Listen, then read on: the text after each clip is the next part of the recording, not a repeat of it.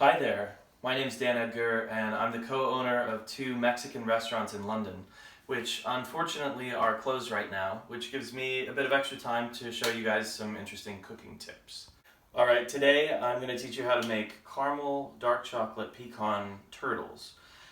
So the first thing we need to do is make the caramel, and then tomorrow we can put the turtles together. So I've got sort of everything laid out, what we call our mise en place, which just means everything in its place. So we have a cup of sugar here in our pot along with a wooden spoon. Caramel is basically nothing but melted sugar with a little bit of cream added to give it a nice consistency when it's all done. And normally you would use heavy cream, but I'm stuck here in quarantine and I don't want to go out to the shops. So I'm going to use half regular milk and half butter as a substitute for heavy cream. Because cream is basically just butter that hasn't been churned yet. When you take heavy cream and you stir it up really fast for about 7 minutes, you get the butter fat separating from the milk fat, buttermilk, and you have butter and milk. And that's how butter is made. Really, really easy. So next time maybe I'll show you guys how to make butter from scratch. That'd be fun. So the first thing I'm going to do is heat up a bit of butter with an equal portion of milk. You probably should measure, but I kind of know what it looks like, so I'm not doing that. And you want this to be really hot so that when you put it into the melted sugar, it's at the same temperature and it doesn't cause the sugar to crystallize or seize up really quickly. Okay. So I should have told you we need a 1/4 cup of butter and a 1/4 cup of milk. Just so you know, I didn't measure it, but that's the official amount so that you know for the future. And we'll let that get nice and hot and melt while we set up where the caramel is going to go when we're done with it. So we take a loaf pan, or you can take any pan really. I grease it a little bit, just cooking spray, and then parchment paper.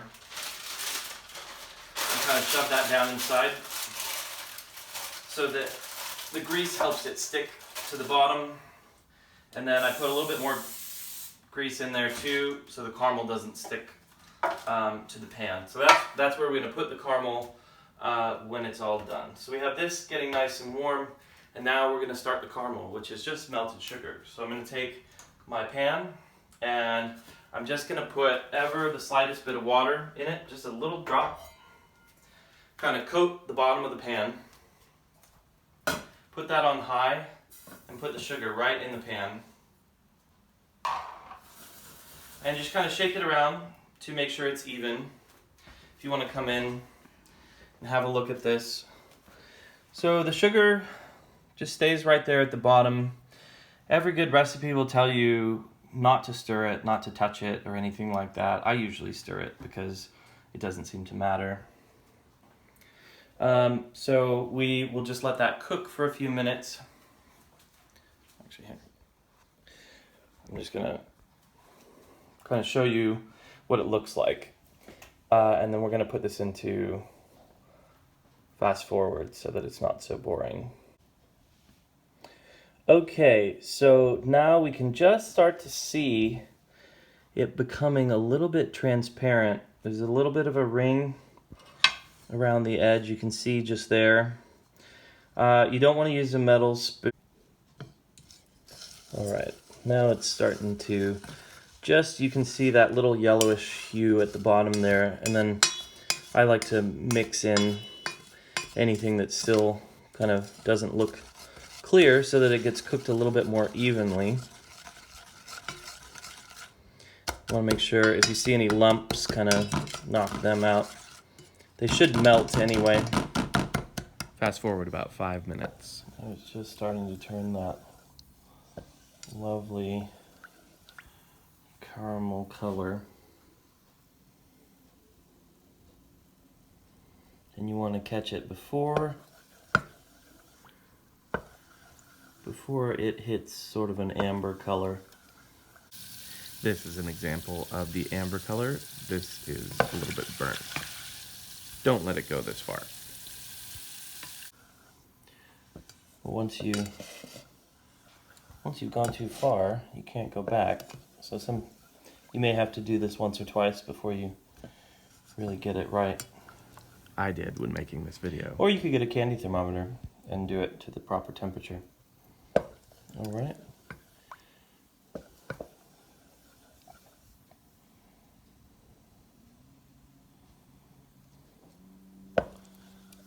All right.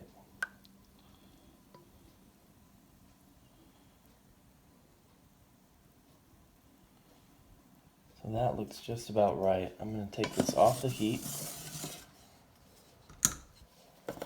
And we have our hot milk and cream. So I am going to take these and add them in just a bit at a time. It's going to sort of bubble up. And you want to stir it. Add a bit more. See, I'm kind of pouring it onto the spoon.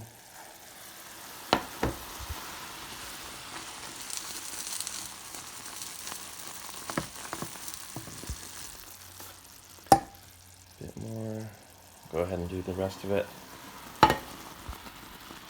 Okay. If you do too much at a time, this will bubble right up and out, and it is boiling hot and very dangerous. So don't do it too quickly. Be very careful. Always err on the side of caution. And now we take our beautiful caramel sauce and pour it ever so gently into our pan. Then, while this is still hot, you want to rinse it with hot water. Otherwise, you're going to have sugar syrup stuck to the pan. And nobody likes a mess. So now we have our final product. We have our caramel here. It's very liquidy. What I'm going to do is I'm going to stick this into the freezer. And I'm just going to let that sit in the freezer overnight, and tomorrow we're going to cut it into cubes to use in our turtles, which incidentally look like this. I made a batch yesterday. This is what inspired me to do this. So there are some nuts on the bottom, then you have your caramel, and then we cover them in chocolate.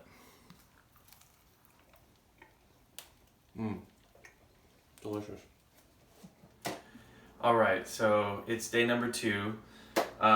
I've got everything kind of prepped here to make pecan turtles out of the caramel that we made yesterday.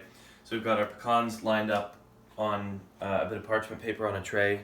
So we're going to put a little square of caramel on that and then some melted chocolate. So here I've got a bowl with a half stick of butter and about a cup of chocolate chips. So I'm just going to throw that in the microwave just until the butter melts, and then you stir in the chocolate chips with the butter and they'll form sort of a chocolate sauce that'll melt nice and easily. So I would just go 30 seconds at a time. You don't want to melt the chocolate chips really. You want to melt the butter and then the melted butter to melt the chocolate chips. It stops the chocolate from seizing up. Okay, so if you look closely here,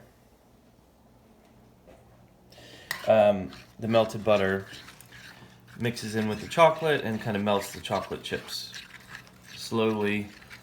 If you were to microwave it too much, the chocolate seizes up. And when I say seizing up, what I mean by that is it starts to get a bit grainy and hard, and it doesn't form a sauce the way you want it to. So you want this to be something that you can pour or spread relatively easily.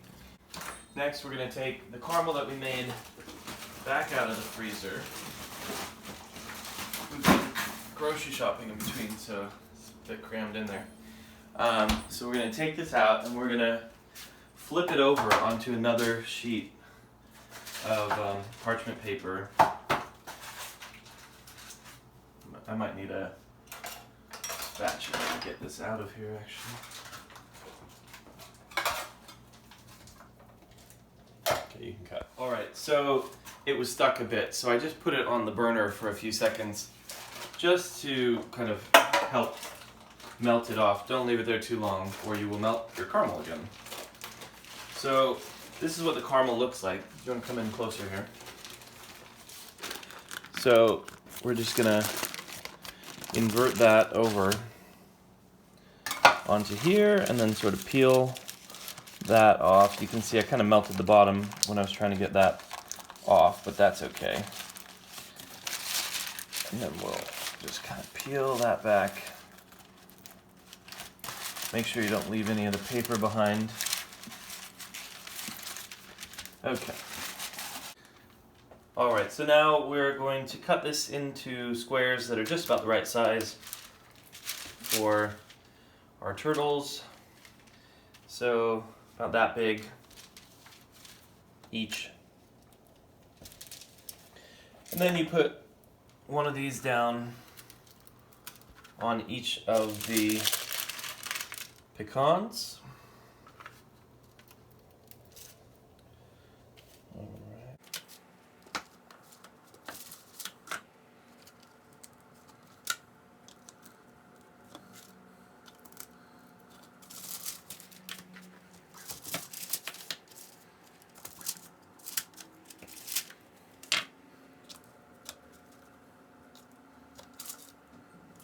There's some leftover pieces here. Okay. And a little bit left over for the cook.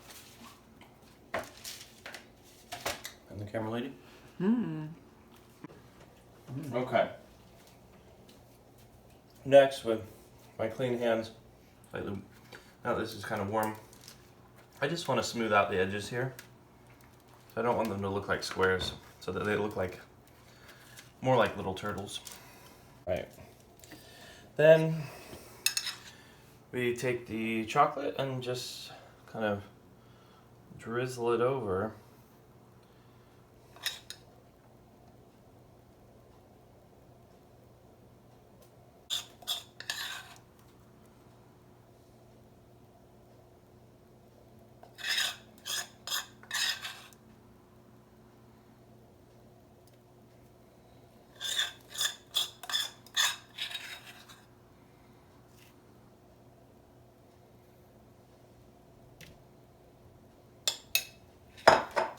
Alright, now we're going to put this back into your freezer if you have room, or refrigerator, whichever works, and then in an hour or two they'll be ready. Alright, so it's been about an hour and they should be done, so we will pull these out of the freezer. Should be nice and hard now, and they look like little turtles. So just take them with a spatula, and I put them into little Tupperwares with some parchment paper, or you could just eat them. But anyway, that's how you make caramel turtles. Another handy thing, once you know how to make caramel, you can make all sort of things with it. Obviously, this makes sort of a hard, sort of soft chew caramel. But if you add double the amount of cream, then it makes a caramel sauce. And if you don't add any cream at all, then it makes a sort of hard caramel. So you can melt it onto a bit of parchment paper on a sheet like this in designs. It'll harden, and then you can use those to decorate plates or to break up and make little, shards of like what looks like caramel glass, that sort of thing. So lots of different things that you can do with caramel once you know how to make it, and that's sort of the fun thing about cooking techniques. Once you have the technique, you can use that to do all sorts of different things with it. So I encourage you to just start mastering techniques, and then look at how to apply those in terms of recipes later as you go on.